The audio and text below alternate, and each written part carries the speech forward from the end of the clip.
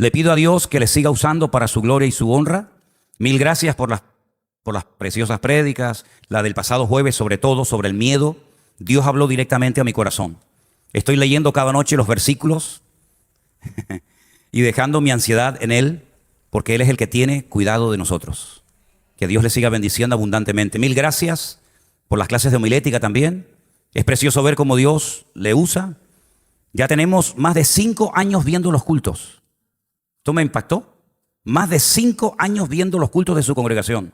Sus amigos y hermanos en Cristo de Jacksonville, Florida, Leticia y Wilfredo. Que Dios les bendiga.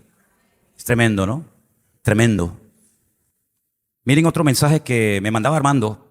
Perdone que tenga el móvil. Yo digo que no lo enciendan. Yo lo tengo para la obra. Y me mandó Armando un mensaje de alguien que escribió. No voy a comentar su nombre, pero quiero leerles este mensaje también, por favor. Presta atención. Dice: tengo que contarles que mientras estaba escuchando la predicación, la del jueves, estaba muy, pero que muy triste, siendo sincero, al grado de la desesperación y con un dolor indescriptible en la incertidumbre y necesidad de saber qué iba a pasar con mi niña, con mi hija. Yo no sabía nada de ella desde hacía mucho tiempo, desde hace casi 3 añitos, a causa de una situación muy complicada con su madre. Se la apropió por decisión propia y ante esta situación yo había decidido dejar todo en las manos del Señor, en oración. Siempre espero ansioso cada semana las predicaciones del pastor Manolo, las de Anderson y las del pastor Marcos también, ya que me edifican en gran manera. Bueno, entonces mientras estaba atento, anotando los versículos de la receta del pastor, esto me llama la atención todo esto, ¿no? Estaba anotando los versículos para ponerlos en práctica durante la semana, que por cierto no podían ser tan buenos a causa de mi situación, mencionada como les acabo de decir. Me llama mi madre, me llama la madre, te llama la madre de tu, perdón, me salté una línea. Viene mi hermano y me dice: te llama la mamá de tu hija. Cuando atiendo, yo solo decía hola, hola, y resulta que era mi niña, era mi hija. Después de 15 segundos me habló su mamá contándome que mi hija le había cogido el teléfono y había marcado el número de su papá. Aproveché para decirle a mi hija cuánto la amaba, cuánto la extrañaba. Pude escucharla y hasta me tiró algunos besitos. Luego su mamá me dijo que estaba ocupada, así que cortamos la comunicación. ¿Coincidencia?, pregunta él. ¿Coincidencia? Creo con total fe que era el Señor diciéndome: todo va a salir bien. Ajá. Al que cree, todo le es posible. Dios es realmente bueno. Escucha, sí, claro que escucha. Gloria a Dios y bendito sea su nombre. Y voy a seguir orando para evitar que no se me vaya el aceite del motor. Qué bueno es el Señor, amén, hermanos. Qué bueno es Dios. Como estos mensajes todos los días recibimos de Australia, de Colombia, de Centroamérica, de montones de lugares, hasta de Tailandia, de Japón nos han escrito personas. Fíjense el caso de este matrimonio que no conocemos personalmente, 5 años. 5 años. El hermano Rodolfo, hablando ayer con él, dice: yo sé que juego con ventaja, yo les conozco a ustedes, veo sus caras, escucho los cultos, las reuniones. Ustedes son como de nuestra casa. No tenemos congregación en este momento, no tenemos una iglesia donde poder congregarnos, pero ustedes son nuestra iglesia, nuestra familia, ustedes son nuestros pastores y damos gracias al Señor también por las redes sociales. Amén, hermanos. Vamos a orar un momentito, por favor. Incline su rostro si puede ser. Cierre sus ojos un instante y vamos a orar por esta hermana que se ha puesto en contacto con nosotros. Que Dios traiga sanidad a su mente, a su cerebro, y se vaya ese tumor maligno y que ella pueda ver la gloria de Dios en su vida. Iglesia, te pido que estemos orando ahora. Padre Celestial, nos unimos en este momento a favor de esta hermana que nos ha escrito desde los Estados Unidos informándonos de este tumor que le han detectado en su cerebro. Oramos para que tu gloria, tu poder, tu bendita autoridad sea posada sobre su vida y podamos escuchar pronto, muy pronto, un testimonio para la gloria de Dios, de cómo ese tumor ha desaparecido completamente, Señor. Tú lo has hecho muchas veces y lo puedes volver a hacer. Y oramos y bendecimos a todos los que nos ven, a todos los que nos escuchan, a todos los que apoyan de una u otra manera, a todas las personas que semana tras semana están ahí atentos en sus hogares o donde sea para escuchar y recibir tu palabra. Bendice en esta tarde lo que vamos a compartir, que sea de bendición para todos y cada uno de nosotros. Y habla a tu pueblo, Señor, que queremos oír tu palabra. En el poderoso y precioso nombre de Jesús. Amén y amén. Gloria al Señor. Amén. El jueves hablábamos acerca de uno de los enemigos, uno de los dardos de fuego que el diablo lanza muchas veces contra las personas, incluido, como no, también los cristianos. Y hablábamos precisamente acerca del miedo, el temor. No todo el mundo reacciona igual ante un temor, ante un miedo. Hay personas que salen corriendo, hay otros que no pueden ni moverse. Se quedan petrificados, se quedan paralizados, empiezan a sudar, rostros pálidos, se les acelera el pulso, su corazón, y son incapaces hasta de moverse o de hablar. Hay otras personas que en su miedo actúan con agresividad, con violencia, con ira. Hay tantas formas de reaccionar ante este tremendo enemigo. Primera emoción negativa, consecuencia de la desobediencia que experimentó Adán en el jardín, en el huerto del Edén, cuando desobedece y peca contra el Señor, desconectándose de Él. Tuve miedo, oí tu voz, me escondí porque tuve miedo. Antes no sentía miedo a nada ni a nadie, pero ahora, como consecuencia de su pecado, ¿verdad? No ante un peligro inminente, no ante algo desconocido, sino ante una situación que se le ha escapado de las manos, algo que ya no controla, su opción es esconderse, porque él dice, porque tengo miedo. Y como tengo miedo, no sé cómo hacer, no sé cómo comportarme, no sé cómo tratar con esta situación. Ahora, es muy interesante porque la Biblia nos habla de diferentes miembros del cuerpo humano. Si hiciéramos una lista, un día deberíamos de hacerla, hacer una lista de todos los miembros del cuerpo que menciona la Biblia. Seguro que entre todos haríamos una lista enorme. Ojos, pie, mano, corazón, boca, oído, ¿verdad? También la Biblia, por supuesto, nos habla acerca del cerebro. Ese miembro ahí medio arrugado, apretado, que está ahí dentro de nuestra cabeza, que se calcula que aproximadamente pesa 1,3 kg, más o menos, tal vez menos, tal vez más. Que dicen los expertos que el 20% de lo que recibimos, digamos, como energía, lo consume. Todavía no se conoce perfectamente todas las funciones y todas las partes del cerebro. Es un órgano que es todavía un gran misterio para los científicos, para los médicos, ¿verdad? Está dividido en varias partes, parece una nuez. Yo cada vez que me como una nuez, siempre pienso en el cerebro, porque es muy parecido una nuez, ¿verdad? Al cerebro. Y está bien diseñado por el Creador, todas sus partes tienen una función. Hay una parte que es la parte del tallo, que es la parte de más abajo, ¿sí? Y es la encargada de controlar las funciones vitales, cosas que ni siquiera pensamos que hay que hacer, pero que el cerebro ya sabe que hay que hacerlas, como respirar, la digestión, la presión sanguínea, el ritmo cardíaco. No te vas a la cama diciendo, tengo que respirar, y tengo que latir el corazón, y la sangre tiene que circular. Ya ni pensamos en eso, es algo ya normal, y el cerebro sabe en esa parte del tallo que esas son sus responsabilidades y son sus funciones. Pero luego hay una parte del sistema, como dice aquí, límbico, y dentro hay ahí una cosa que se llama la amígdala, y dicen que es ahí en la amígdala, algo muy chiquito, donde se generan las emociones. Y también esa parte del cerebro es, por así decirlo, la encargada de defendernos, de reaccionar ante emociones como tristeza, enfado, alegría, miedo, etcétera, etcétera. Es muy interesante ver que la Biblia, una de las cosas que menciona es el nombre de los enemigos con los que se iba a enfrentar el pueblo de Israel. Y luego, en muchas de las epístolas, por ejemplo, de Pablo y otros, menciona el nombre de, digamos, enemigos espirituales con los cuales tiene que enfrentarse y tiene que batallar el creyente. ¿Y por qué los menciona? ¿Por qué nos da el nombre de los cananeos, los filisteos, los jebuseos, ¿verdad? Los principados, las potestades, los gobernadores de las tinieblas? Porque para poder superar o para poder vencer a un enemigo, hay que saber contra quién o contra qué me estoy enfrentando. Había momentos en los que Israel tenía que ir a pelear contra los filisteos. Y había momentos en los que no se metían, no peleaban contra los filisteos, pero iban a pelear contra los amonitas, o contra los moabitas, o contra cualquier otro enemigo. Y yo quiero en esta tarde que, a la luz de la palabra de Dios, sepamos cómo podemos, qué debemos de hacer ante el miedo. El miedo es algo muy extraño.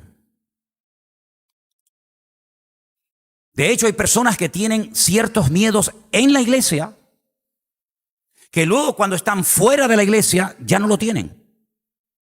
Y hay gente que tiene ciertos y determinados temores, a lo mejor en la universidad, en el puesto de trabajo, y diría que hasta en su propia casa, pero que luego en la iglesia esos miedos no le afectan. Es como algo muy extraño. En un lugar, según el ambiente, según las circunstancias, según incluso hasta mi estado de ánimo, el temor tiene como más fuerza en mí que en otros lugares.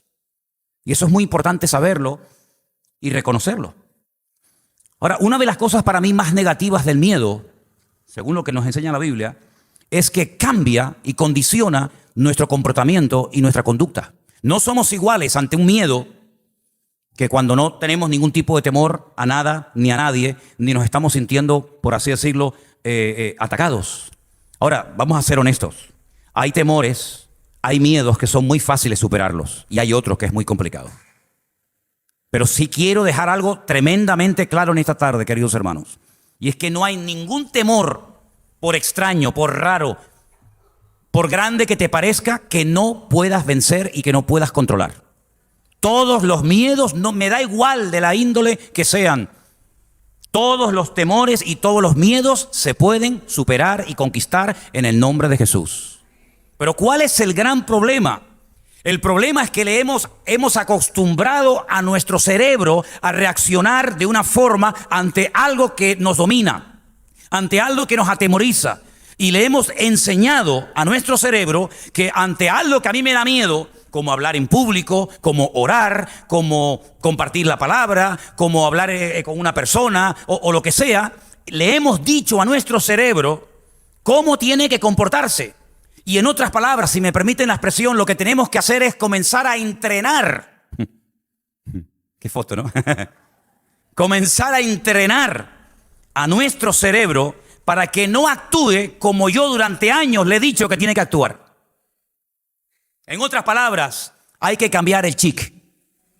Porque hasta que no cambiemos el chip, por muchos sermones que oigas, por muchas oraciones que te hagan, y por muchas reprimendas que te eche tu padre, tu madre, tu marido, tu esposa, el pastor o quien sea, todo va a seguir igual. Porque el cerebro, tú le has dicho que se tiene que comportar ante el temor como tú sabes que tú actúas. Y lo que hay que hacer es comenzar a cambiar hábitos. Lo que hay que comenzar a hacer que el cerebro no sea nuestro enemigo, sino que sea nuestro aliado. Y eso se consigue solamente de dos maneras: con entrenamiento y con disciplina. ¿Cuántos dicen amén? Con entrenamiento y con disciplina. Le pedí al Señor en esta semana que me mostrara un pasaje donde se pueden ver dos tipos de temores: el temor personal y el temor colectivo. Me explico. Algunos de ustedes en esta tarde pueden tener un temor que es como tuyo, personal. No lo siente tu esposa, no lo sienten tus hijos, no lo siente tu marido. Es algo que te aflige, es algo que te atormenta, es algo que te acompaña solamente a ti. Pero luego hay otros temores contagiosos, que por el lugar en el que estás, por la atmósfera que se respira, tú también eres atemorizado con algo que en principio no tenía por qué darte miedo. De hecho, ni te daba miedo, pero que te atrapa. Y cuando te das cuenta, estás actuando y reaccionando exactamente igual que aquellas personas que sí han tenido ese temor durante muchos años. Y encontré un pasaje extraordinario, un pasaje que todos conocemos, un pasaje de la Biblia que está en 1 Samuel capítulo 17, que lo hemos leído seguramente infinidad de veces, pero que vamos a descubrir cosas tremendamente interesantes acerca de cómo podemos vencer al gigante del miedo. Acompáñenme, por favor.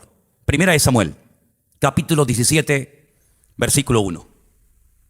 Y vamos a entrar en el factor espiritual. Porque podemos hablar de medicamentos, podemos hablar de terapia, podemos hablar de la amígdala del cerebro, podemos hablar de todos los aspectos científicos, pero vamos a entrar en el aspecto espiritual.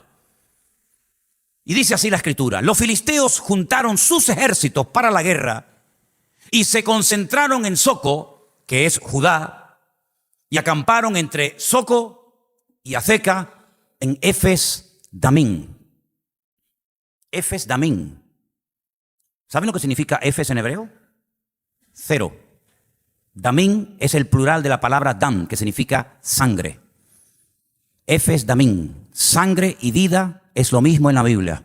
Vamos a hacer la guerra en un lugar donde no hay escapatoria, porque no hay posibilidad de obtener vida. Por eso menciona el sitio. Vamos a ir a Efes Damín, donde no hay vida. Y aquí vamos a hacer la guerra. Muy interesante. También Saúl y los hombres de Israel se juntaron y acamparon en el valle de Ela y se pusieron en orden de batalla contra los filisteos. Los filisteos estaban sobre un monte a un lado e Israel estaba sobre otro monte al otro lado y el valle de Ela, entre ellos. Ahora, antes de seguir leyendo, dice la palabra de Dios en 2 de Samuel que hay un tiempo o había un tiempo en Israel y en las naciones de aquella época en los que todo el mundo sabía que era tiempo de ir a la guerra. ¿Se acuerdan ustedes que cuando era el tiempo de ir a la guerra, David, que tenía que haber ido con sus tropas y con sus soldados, dice que no fue? Se quedó en casa, se quedó en el palacio en Jerusalén y todos conocemos las consecuencias de no haber ido a la guerra. Cuando tú no quieres pelear contra tu gigante, llámese miedo, angustia o ponle el nombre que tú quieras, si tú no peleas contra el gigante cuando te dicen que tienes que hacerlo, ten cuidado, porque puedes tener más problemas por no querer enfrentarte a tu enemigo que por ir a pelear contra tu enemigo. David no fue vencido nunca en el campo de batalla, jamás. Como tú nunca serás vencido cuando pelees la buena batalla en el nombre de Jesús. Nunca serás vencido. Aunque te creas que no tienes fuerzas, aunque tal vez no tengas muchos recursos, cuando tú te esfuerzas y cuando tú quieres pelear y obtener la victoria, tú nunca harás el ridículo. Siempre el Señor te respaldará y te bendecirá. Pero si te niegas a pelear, si te niegas a enfrentarte a tu gigante, ten cuidado, porque por miedo a proteger la vida, al final puedes terminar perdiéndola. Si no la física, tal vez la espiritual, que es peor todavía.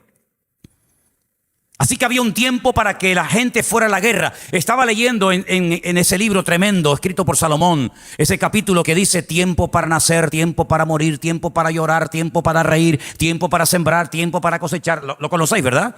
Y hay un momento en el que leí tiempo de guerra y tiempo de paz. Todo el mundo sabía, los soldados sabían que había un tiempo en el año en el que no era tiempo de vacaciones, no era tiempo de relajarse, era tiempo de guerra. Y según leemos, los soldados se iban a la batalla como tú te vas a ir mañana a tu trabajo, con toda naturalidad, porque la gente sabía que era el tiempo de guerra y las vamos a la guerra. El problema fue que ellos fueron a pelear contra los filisteos y los filisteos contra el pueblo de Israel, pero ocurrió algo que rompió el esquema, rompió el programa. Ellos van con la mentalidad de pelear contra los filisteos y resulta que cambian las tornas. Algo ocurre ante lo cual no estaban preparados. Y ese es el gran problema, que cuando se levantan ciertos y determinados enemigos espirituales en tu vida, llamémoslos si queréis gigantes, tienes que estar preparado, porque no sabes ni cuándo ni dónde se van a levantar. Ellos no fueron a la guerra a pelear contra un gigante, para nada. Ellos fueron a la guerra a pelear contra los filisteos, pero de repente, vamos a leerlo, de repente, dice la palabra, salió del campamento de los filisteos un paladín, un guerrero con gran currículum. Eso significa paladín, no uno que habla bien, sino un guerrero que tiene un currículum de batallas a su espalda. Y yo me informé. ¿Por qué la Biblia emplea la palabra paladín? ¿Por qué la Biblia habla de un gigante llamado Goliat? Que significa el que siempre está en el destierro, el que no tiene morada fija, algo así, porque viene de Golán, ¿verdad? Y ¿qué currículum tenía este hombre? ¿Y sabes que hay literatura secular que cuentan cosas muy interesantes sobre este personaje? Dicen que este fue el responsable de robar el arca de la alianza y llevársela al campamento filisteo. Fíjate qué currículum. llevarse el arca sagrada, el mueble más sagrado de Israel. Él se lo llevó, juntamente con otros, evidentemente, pero él fue, digamos, el que dijo, robémosle a los israelitas el arca de la alianza, es decir, la presencia del Señor. Y él tenía así como una chapa, ¿no? Como una medalla. Pero cuenta la historia secular que él fue el que mató a los hijos del sacerdote Elí, Ofni y Fines. Él también. Se cree que era el responsable de ese asesinato, de esa muerte. Y la Biblia dice que era un paladín, se llamaba Goliat, era de una región llamada Gat, tenía una altura de 6 codos, multiplica 6 por 0,45, que es lo que mide un codo, y un palmo, para que veas. Tenía un casco de bronce en su cabeza, llevaba una cota de malla y era el peso de la cota 5.000 ciclos de bronce. Sobre sus piernas traía grebas de bronce y una jabalina de bronce entre sus hombros. El asta de su lanza era como un rodillo de telar y tenía el hierro de su lanza 600 ciclos de hierro. Y iba su escudero delante de él, todo en Goliat de 6, todo en Goliat siempre es 6. Check it, mentira. Se paró y dio voces a los escuadrones de Israel y les dijo, ¿para qué os habéis puesto en orden de batalla? Una actitud de menosprecio total y absoluta. ¿Para qué te pones a orar? ¿Para qué vienes a la iglesia? ¿Para qué te vas a tomar en serio a partir del jueves o de hoy domingo el hecho de pelear y de controlar definitivamente para siempre tu miedo? ¿Para qué? ¿Para qué os habéis puesto en orden de batalla? ¿No soy yo el filisteo y vosotros los siervos de Saúl? Ahí mezcla verdades con mentiras. Porque es verdad, ellos eran siervos de Saúl. ¿Te das cuenta? Los desafía, los menosprecia, ahora mete verdades con mentiras. Es terrible cómo envenena, cómo mezcla las cosas.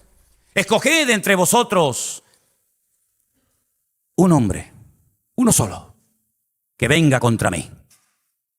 Y si él pudiere pelear conmigo y me venciere, nosotros seremos vuestros siervos.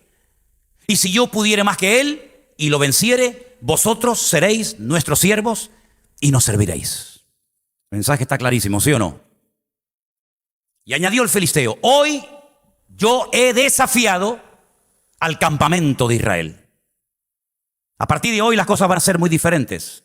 Entonces venían con un proyecto, con un plan de pelear contra nosotros. Yo les he roto toda la agenda, todas las buenas intenciones, esos sueños de conquistarnos, de llevar el botín a casa, el regalito a la mamá y al niño. Eso, olvídense de todo eso. Yo les he roto la vida. Yo te voy a controlar tu vida. Yo voy a controlar tu vida y voy a controlar tu tiempo y tus decisiones. Eso es lo que el diablo quiere, mi hermano. Eso es lo que Satanás quiere. Controlar tus emociones, controlar tu parte anímica, controlar tu sexualidad, controlar tu economía, controlar tu familia. Controlar es un controlador amargado que intenta manipular las circunstancias con verdades y mentiras. Y lo que quiere es paralizarte y que tú gires en torno a él en vez de él en torno a ti. Yo estoy buscando solamente a un hombre, solamente a uno. Sigamos leyendo la historia. Oyendo Saúl y todo Israel estas palabras del filisteo, se turbaron y tuvieron gran miedo. Busqué este versículo en otras versiones, porque esta palabra se turbaron me llamó mucho la atención. Y en otra versión de la Biblia que encontré, dice en cuanto a esto, se acobardaron. Se acobardaron. De un momento a otro, todo cambió. Qué terrible es cuando tú estás preparado para una tragedia o para la pérdida de un ser querido o para algo negativo y ya más o menos psicológicamente te vas preparando. Oye, ya le quedan pocos días al abuelito, ya nos queda poco tiempo en esta casa, vamos a viajar a otro país, vamos a empezar de cero en otro continente, vamos a conocer nueva gente, una nueva iglesia, nuevo pastor, nuevos hermanos, y ya como que nos vamos mentalizando. Pero qué terrible es cuando de repente te vienen cosas que no esperabas y te cambia la vida y tú dices, ya, ¿y ahora? ¿Y ahora qué hacemos? ¿Y ahora qué hacemos? ¿Cómo reaccionamos? Bueno, miraron al rey y dijeron, a Saúl, nuestra cabeza, nuestra autoridad, nuestro representante, pero dice que cuando él oyó el desafío, el menosprecio con el que hablaba Goliat, él se turbó, se acobardó y dice que todo el pueblo junto con él tuvieron gran miedo. Y me imagino que la gente habrá dicho, ¿y ahora? ¿Y ahora qué hacemos? Porque si este, que es nuestro rey, no tiene valor y no sabe lo que hay que hacer, ¿qué hacemos ahora nosotros? Es como si vas en un avión y de repente sale el piloto, coge el megáfono y dice: Ladies and gentlemen, pay attention, please. Señoras y señores, presten atención. Soy el comandante Ramón García Pérez. Tengo que comunicarles algo, y es que no sé cómo aterrizar el aparato. Si alguien me puede echar una mano, por favor. Sugiero que se pongan el carnet de identidad en la boca, se pongan su cinturón, no se muevan y eleven una oración a su Dios más cercano. Buenas tardes. ¿Cómo nos quedamos? A ver, ¿qué harías tú? Ah, yo tengo el carnet de primera. Yo soy chofer de guagua. ¿Cómo haríamos? Esta persona les falló. Ellos están en medio del campamento, lejos de sus esposas, lejos de sus casas, lejos de sus hijos, con un rey atemorizado, acobardado, que no sabe para dónde tirar, que no sabe qué hacer. Y ahí tenemos delante a un personaje que viene por nosotros, que nos va a cortar la cabeza a todos. Y yo salí con la intención de volver rico, con los bolsillos llenos a mi casa, como salían aquellos aventureros que iban a conquistar tierra en otros lugares, con la intención de conquistar tierra y traer riqueza a sus hogares. Y resulta que ni siquiera vamos a volver, porque vamos a ser siervos de los peores enemigos de Israel, que son los filisteos. Nos ha cambiado la vida.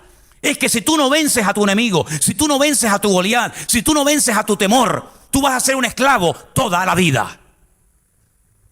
Yo tengo algunas frases que le pedí a Yeray que pusiera, algunas frases que me venían a la mente y yo creo que pueden ser interesantes para hacernos reflexionar en este tema. Si cedes ante el miedo, cualquiera que sea, cada vez será más fuerte. Así de claro. Cada vez será más fuerte, cada vez que cedas al miedo. El miedo es incompatible con el crecimiento espiritual. Tú no vas a poder crecer ni llegar a ser un hombre y una mujer de Dios si tú no vences tus miedos. Es imposible, porque por ahí, como una cisterna rota de la cual hablábamos el jueves, ¿os acordáis? Dice el pueblo de Israel que era como cisternas rotas. Jeremías le decía: sois igualito que las cisternas rotas, que las llenamos de agua y al rato están vacías. ¿Sabéis por qué? Porque están rajadas. Y queremos que llueva y oramos para que caiga la lluvia y se llena, pero al rato se nos va la bendición, porque no hemos reparado las grietas. Y si en tu vida hay grietas, si en tu vida hay rajas, si en tu vida hay miedos, aunque Dios te hable hoy, aunque Dios te llene hoy, aunque hayas saltado hoy y te hayas gozado hoy, si tú esa grieta, ese enemigo no lo logras vencer y conquistar, se te va a ir otra vez la bendición, como tantas veces se te ha ido. Y el que el miedo no te haya molestado en las últimas semanas o meses no significa de que ya no sabe dónde vives. No significa de que ya lo tienes superado, sino que el diablo muchas veces está como león rugiente buscando la ocasión idónea, y cuando baja la guardia, Amalek ataca y el enemigo viene. ¿Qué te parece? Así que no vas a crecer espiritualmente ni a durar si tú tienes un miedo no superado después de conocer al Señor. La raíz espiritual del miedo es la ignorancia. Si tú eres ignorante en cuanto a las armas de las cuales dispones como soldado de Jesucristo, si tú eres ignorante del conocimiento que tienes que tener, si tú no sabes cómo actuar, cómo entrenar tu cerebro, cómo decirle que no actúe como ha actuado durante los últimos 40 años, sino que a partir de ahora vas a ser diferente y vas a hacer lo que yo te diga y no yo lo que tú me dices. Si tú no reconoces que la ignorancia es lo que te ha cegado la vista y es lo que te ha impedido crecer y madurar, el miedo te va a dominar hasta el último minuto de tu vida. Porque el miedo siempre tiene una raíz de tipo espiritual. ¿Cuándo nació ese miedo? ¿Desde cuándo lo tienes? ¿Dónde nació? Y finalmente hay una última frase: vencer al miedo te hará crecer y te hará vivir en la libertad gloriosa de los hijos de Dios. ¿Cuántos dicen amén? Si la historia terminara con el último versículo que hemos leído, la historia sería tremendamente triste y siempre quedaría la incertidumbre en el ambiente de decir: bueno, ¿y qué pasó? ¿Qué pasó con aquellos soldados? ¿Qué pasó con Goliat? ¿Cambiaron las circunstancias o eso fue de mal en peor? No, la historia sigue y gracias al Señor pega un giro inesperado y vamos a seguir leyendo. Versículo 12. David era el hijo de aquel hombre efrateo de Belén de Judá, cuyo nombre era Isaí, el cual tenía 8 hijos. Y en el tiempo de Saúl, este hombre era viejo y de gran edad entre los hombres. Los 3 hijos mayores de Isaí habían ido a seguir a Saúl a la guerra, y los nombres de sus 3 hijos que habían ido a la guerra era, estudia los nombres. No vivían según el nombre. El nombre es el código genético espiritual que a ti te pusieron tus padres. A lo mejor te lo tienes que cambiar, fíjate lo que te digo. Porque a lo mejor el nombre que tienes, en vez de ayudarte a crecer, es una atadura que tienes. Por eso Dios muchas veces le cambiaba el nombre a la gente en la Biblia, porque el nombre que le ponía no tenía nada que ver con la función espiritual que Dios quería desarrollar en ese hombre y en esa mujer. Estudien los nombres. ¿Qué significa Eliab? Que era el cierto, el Bejor. El Bejor es el primogénito, el que tiene que tener la bendición. Berajá es la bendición, Bejor es primogénito, y encima Eliab. Bueno, esto es simplemente fácil. Elí, ¿qué significa? Elí, Elí, lama samaptami. Elí, Elí, ¿qué es? Dios mío. Él es Dios. Elí es Dios mío. Y Ab, ¿qué significa en hebreo? Padre. Elí, Ab, mi Dios es mi Padre. Pues no lo parece. Es que yo dije el jueves que no solamente tenemos que parecer cristianos, sino comportarnos, pensar, hablar y actuar como cristianos. Y este tenía un nombre precioso, pero sin embargo no hacía honor al nombre que su padre le puso. Dios es mi Padre. El segundo era Abinadab. Estudien el significado del nombre. Y el tercero era Sama, Shama. El que obedece, el que oye. David era el menor, el que rompió la armonía del hogar.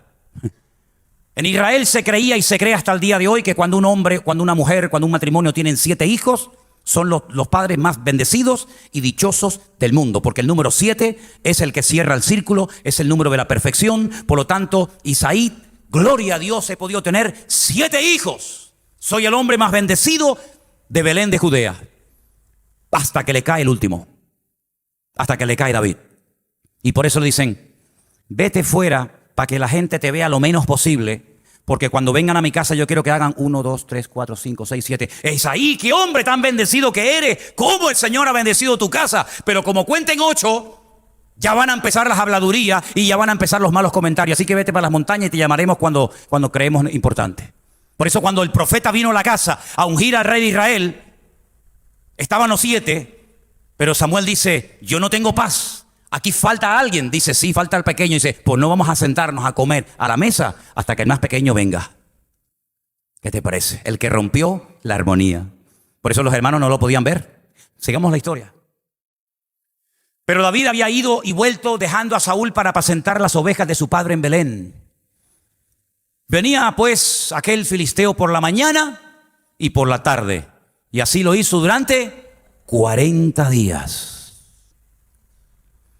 Dijo Isaí a David su hijo, toma ahora para tus hermanos un efa de este grano tostado, estos 10 panes, y llévalo pronto al campamento a tus hermanos. Y estos 10 quesos de leche los llevarás al jefe de los 1000 y mira si tus hermanos están buenos. El hebreo dice, mira cómo está la paz. Mira cómo está la paz de tus hermanos. Estaban en guerra, pero en hebreo se pronuncia Mashalomha, Mashalomech. ¿Cómo está tu paz? ¿Cómo estás?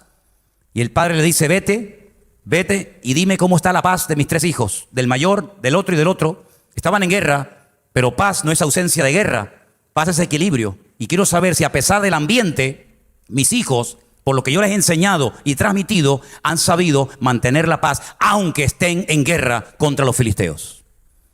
Y toma prendas de ellos, y tráeme ropa para saber que están vivos. Bien, Saúl y ellos y todos los de Israel estaban en el valle de Ela peleando contra los filisteos.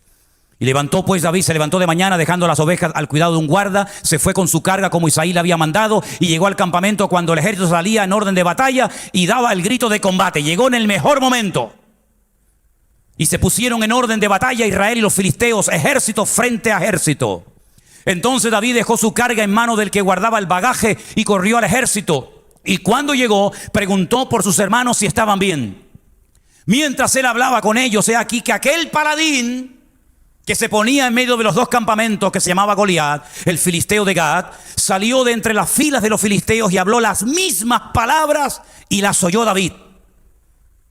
Y todos los varones de Israel que veían a aquel hombre, huían de su presencia y tenían gran temor. Otra vez el gran temor, otra vez con miedo.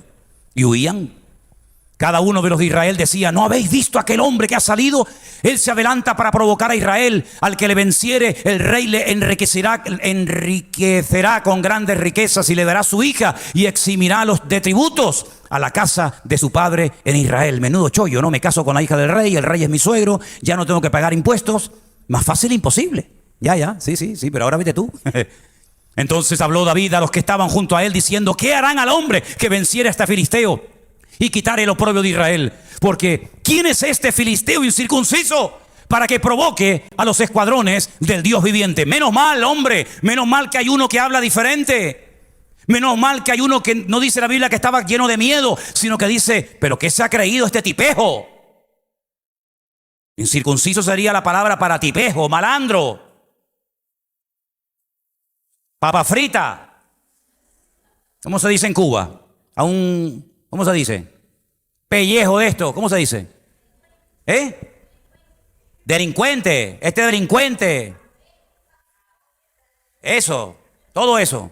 ¿Qué se ha creído este filisteo incircunciso que tú estás metiéndote con los escuadrones del Dios vivo? ¿Pero tú de qué vas, muchacho? Claro, la gente dice: ¿este quién es?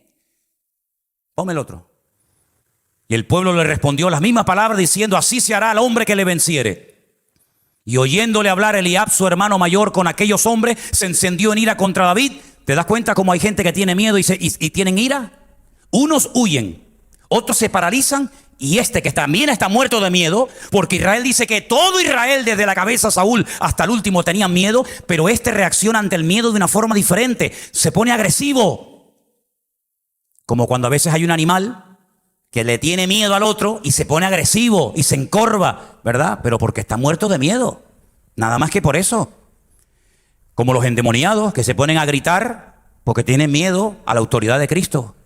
Y entonces se encendió en ira contra David y le dijo: ¿para qué has descendido acá? ¿A quién has dejado aquellas pocas ovejas en el desierto? Yo conozco tu soberbia y la malicia de tu corazón, que para ver la batalla has venido. Su propio hermano menospreciando a su hermano David. Su propio hermano diciendo cosas negativas. No prestes atención a lo que no edifica. Aunque te lo diga tu hermano, aunque te lo diga el pastor, aunque te lo diga el Papa de Roma, si lo que te dice no edifica y no es de Dios, tápate los oídos y no hagas ni caso.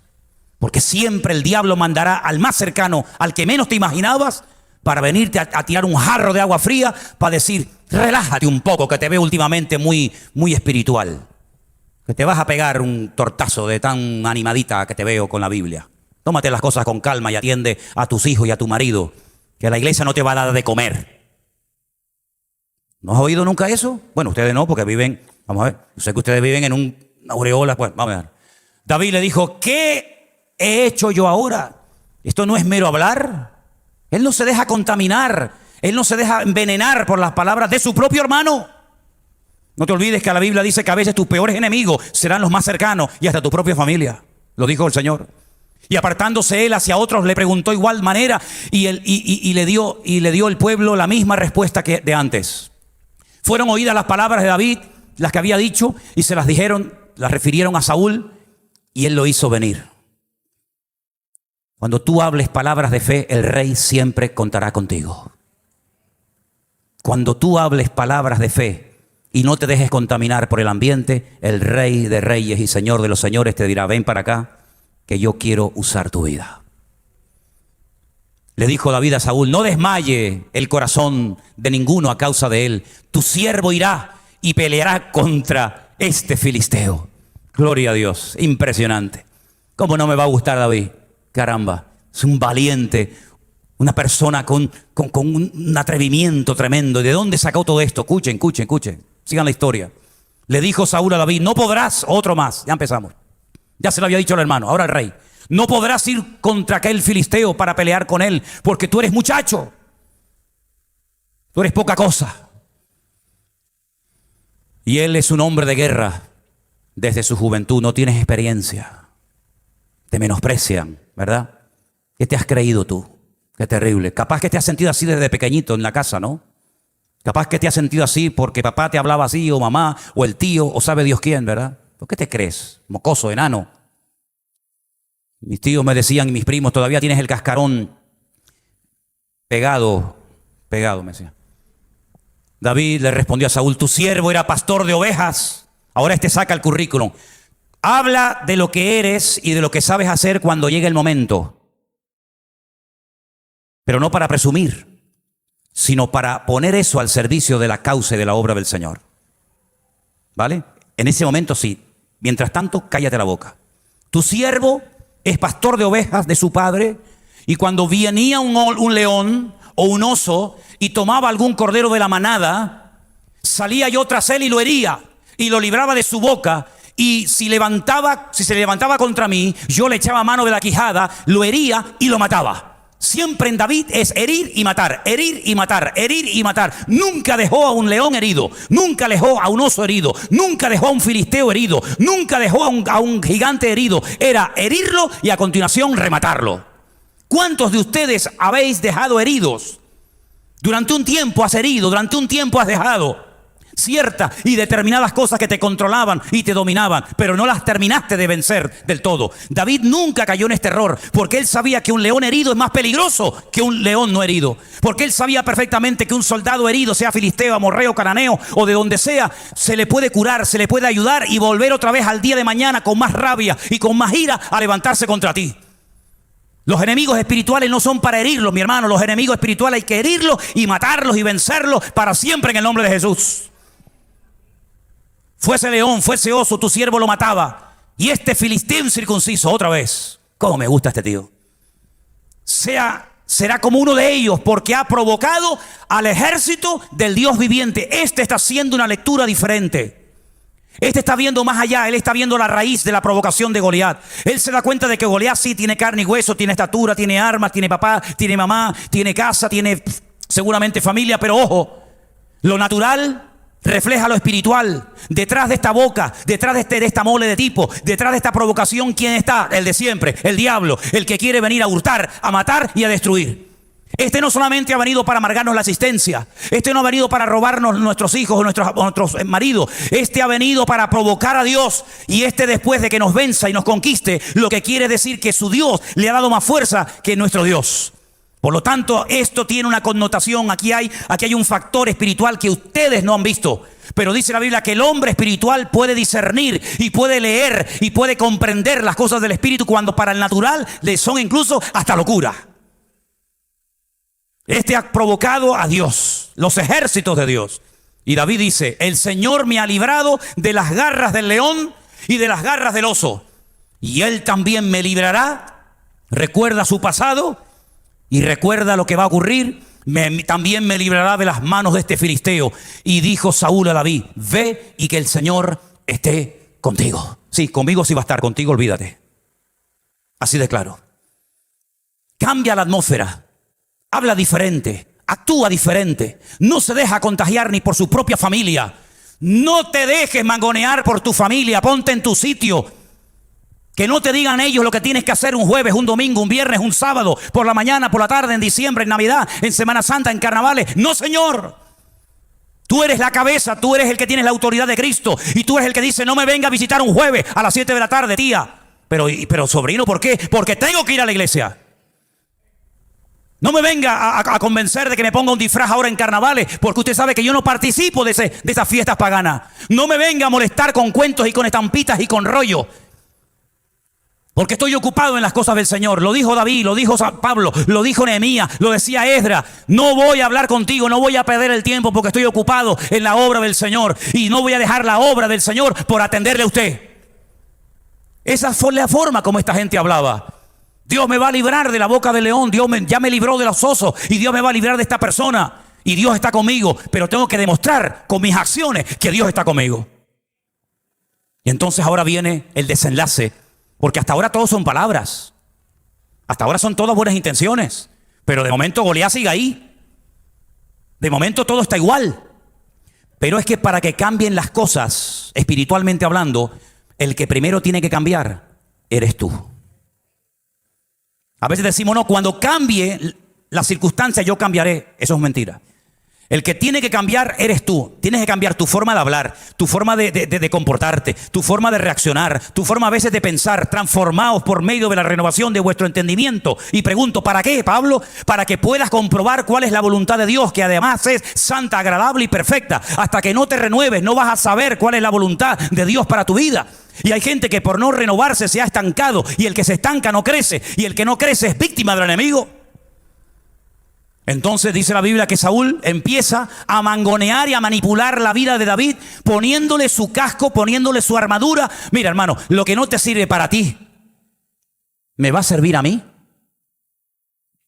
¿Cuáles son tus ídolos? Tus vírgenes, tus estampitas, ¿cuáles son? Tráemelas todas. A ver tu vida. Tu marido un borracho, tus hijos unos perdidos, tú todo el día llorando con una depresión de caballo, tu economía un desastre. Cuando no te duele la pierna es la artrosis, cuando no la artritis y cuando no te inventas algo. ¿De qué te ha servido todo esto? Dime. No es atractiva tu vida, no me trae para nada tu vida. No veo bendición, no veo victoria, no veo gozo, no veo nada. Saúl, ¿de qué te ha servido esta coraza preciosa que te han hecho a medida? Dime, ¿para qué te ha servido? Para nada. Y la espada para nada. Y el casco para nada. Y lo que no le ha servido a los demás, ¿me va a servir a mí? Que vayan los santeros a arreglar sus países. Y que después, si quieren, vengan a Europa. Pero si no eres capaz de arreglar tu tierra, ¿vas a arreglar la que no es tuya? El Dios que no puede solucionar los problemas de otro, ¿va a solucionar los problemas tuyos? Yo no soy hombre acostumbrado a ponerme este tipo de armadura, porque tú dependes de lo que tienes. Y ni siquiera lo que tienes te sirve a la hora de la verdad para nada. Pero yo no estoy acostumbrado a ponerme las armaduras de otras personas. Yo no peleo con las armas de otros soldados. Yo no peleo con las armas que no le han servido para nada a los soldados de Israel, incluso al rey. Y mira lo que dice verso 39. Ciñó David su espada sobre sus vestidos, probó a andar porque nunca había hecho la prueba y le dijo a Saúl, yo no puedo andar con esto. Yo no puedo andar con esto. Porque nunca lo practiqué. Nunca lo practiqué. Quédate con esa palabra. Nunca lo practiqué. ¿Y qué fue lo que tú practicaste? Yo, la onda. Con eso sí tengo una práctica, amigo. Con eso tengo una práctica. No voy a empezar a practicar a ver si le doy o no le doy a Goliat hoy. No. Yo ya vengo entrenado. ¿Qué dije al principio del mensaje? Entrena tu cerebro, entrena tu mente, entrena tu alma. Cambia el chip de tu vida. Practica para que cuando venga Goliat le puedas dar en plena cabeza. Pero no empieces a practicar cuando venga el problema porque no sabes cómo actuar, mijo. ¿Cómo vas a correr mañana un maratón de 80 kilómetros? Si no eres capaz de ir ni de aquí a la esquina. ¿Cómo quieres escalar el Everest si te da miedo subir en ascensor? ¿Cómo quieres ir en bicicleta de aquí al sur si no tienes ni bicicleta ni sabes andar? Tienes que practicar primero. Y un día te manda un oso, a ver cómo te va. Y otro día te manda un león. Y otro día te manda un gigante. Pero dice, yo nunca he practicado con estas armas, pero con las mías las conozco perfectamente. Y esta es nuestra arma, queridos hermanos. ¿Tengo una práctica con esto? ¿Tengo una práctica? Dime, Amós, Filipenses, Apocalipsis, Éxodo, Salmo. ¿Sal qué? Salmuera, no Salmo. Voy al índice a buscarlo el índice. Pero si no sabes ni los libros de la Biblia. Si no sabes los libros de la Biblia. Si no has leído la Biblia, ¿qué práctica tienes tú para enfrentarte a algo tan poderoso como un miedo, como un temor, como un demonio? Vas a hacer el ridículo, mijo. Pero yo he practicado con la onda. Y dice la Biblia que cuando se acercó a Goliat, le profetizó y le dijo, hoy te voy a cortar la cabeza. Hoy las aves del cielo y los animales del campo comerán tus carnes. Y hoy sabrá todo Israel, todo este campamento sabrá que aquí el que marca la diferencia es nuestro Dios. ¿Cuántos dicen amén? Bueno, pues a ver, ¿cuáles son tus gigantes? ¿Cuáles son? La timidez, tremendo, no es fácil. ¿Cómo vencí yo uno de los peores miedos que yo tenía? Se lo voy a confesar, nunca se lo he dicho a nadie. Como ustedes son curiosos, yo nunca le he dicho esto a nadie. A nadie, a nadie, a nadie. Es una confesión que hago hoy, o si quieren la cuento el próximo domingo. ¿Ves? No te digo yo. Le tenía pánico a las cucarachas. Le tenía mucho miedo a las cucarachas. Cuando era recién convertido, se hizo una campaña de 3 meses en el puerto de Veracruz, en un terreno donde hoy en día, no sé si todavía está la estación de guaguas, pero se montó una carpa y yo era el que cuidó durante 3 meses durmiendo solito en esa carpa. Y enfrente había una casa que después alguien la donó y la convirtieron en una iglesia. Yo fui pastor de esa iglesia. Y fue la primera iglesia que Elena y yo pastoreamos, recién casados. Y cuando me quedaba en esa casa y me iba a duchar, había tantas cucarachas, porque era una casa de unos hermanos suecos que se iban a Suecia y la casa estaba meses cerrada y cuando tú entrabas dentro las cucarachas decían, esto es mío, esto es nuestro. Y yo estaba dormido y no eran cucarachitas de esta, no, eran señoras cucarachas, armadas hasta los dientes. Y yo dormía en una habitación pequeñita al lado de la cocina y un misionero dormía en la habitación de al lado. Y cuando por la noche yo oía esos ruidos así de antenas y de cosas raras y yo encendía la luz y veía las cucarachas por debajo, ¿saben a dónde iba corriendo? A la habitación del misionero. Y no me acostaba con él porque me daba vergüenza, sino me acostaba con él y me tapaba hasta el cuello. Y me dijo, Manuel, tú no puedes tener esto en tu vida. Digo, ya, pero mire, pero hermano, ¿y tú quieres servir a Dios? ¿Y tú quieres? Digo, sí, pero yo prefiero echar fuera demonios que pelear contra una cucaracha. Me dice, pues no, te vas a tu habitación y tienes que superar este miedo. Y cerró el tío la puerta con llave. Y yo pensé que lo estaba usando el diablo. Digo, este hombre no es de Dios, no tiene amor. Échame una mano, hombre. Y entonces, miedo tremendo. Pero después resulta que cuando me casé y vivimos en esa casa y en otras tantas, la mujer con la que me casé también le tenía miedo a las cucarachas. Y claro, a mí me daba vergüenza que ella supiera que a mí me daban miedo las cucarachas. Entonces yo me hacía el chulito. Digo, nada, no pasa nada, no te preocupes. Y yo cogía la chola más grande y me iba a las cucarachas. Ahora, cuando cogía una, le daba con tal intensidad y con tanta fuerza que Elena desde la otra habitación me decía, para ya, Manolo, para ya, que no estás matando un dragón de Comodoro. Estás una cucaracha y vas a romper el azulejo. ¿Saben cómo vencí el miedo? Cuando vi que otra persona también lo tenía, pero uno de los dos tenía que actuar. Y yo superé el miedo a las cucarachas porque no me quedó más remedio. Porque si no, nos comían a los dos las cucarachas. ¿Qué te parece? Cuando un año estábamos de vacaciones en Galicia y un día hacía muchísimo calor y en vez de ir a la playa con la familia, decidimos irnos al monte, un sitio parecido como el de Las Raíces, La Esperanza, Las Mercedes, por ahí. Y estábamos allí comiendo en una zona recreativa y comenzaron a bajar caballos salvajes, que hay muchos en Galicia. Y bajó una yegua con su potrillo.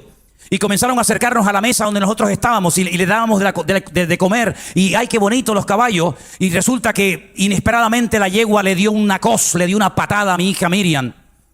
Terrible. Y la lanzó.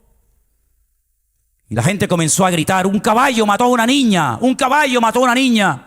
Y cuando yo cogí a Miriam del suelo, que era, no sé qué edad tenía, 17 añitos, 7 años, y cogí a la niña del suelo y vi que se le quedaron los ojos en blancos y comenzó a soltar todo el aire y de repente cayó así como un trapo, como muerto. Y yo decía, Miriam, por favor, Señor, Miriam. Y Elena salió corriendo y mi suegra salió corriendo y el otro que mató un caballo. Y yo cogí a Miriam y no respiraba y decía, Dios mío, me la mató un caballo.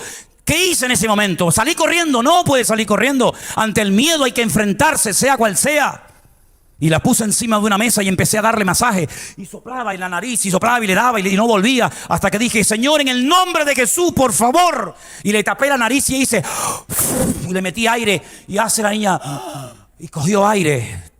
Porque es como un globo que la habían aplastado y era incapaz de poder coger aire por sí misma. Me dijo el doctor. Y la llevamos en una ambulancia que vino por allí al hospital y esperaban que orinara por si estaba reventada la niña. El médico me dijo, si usted no le da aire y ayuda a su hija hubiera muerto ese día. ¿Ustedes creen que yo soy un Superman? ¿Que me gusta levantarme a las 4 de la mañana cuando oigo ¿Pero qué pasa? Una cucaracha, otra más. Piensa que venga la cucaracha.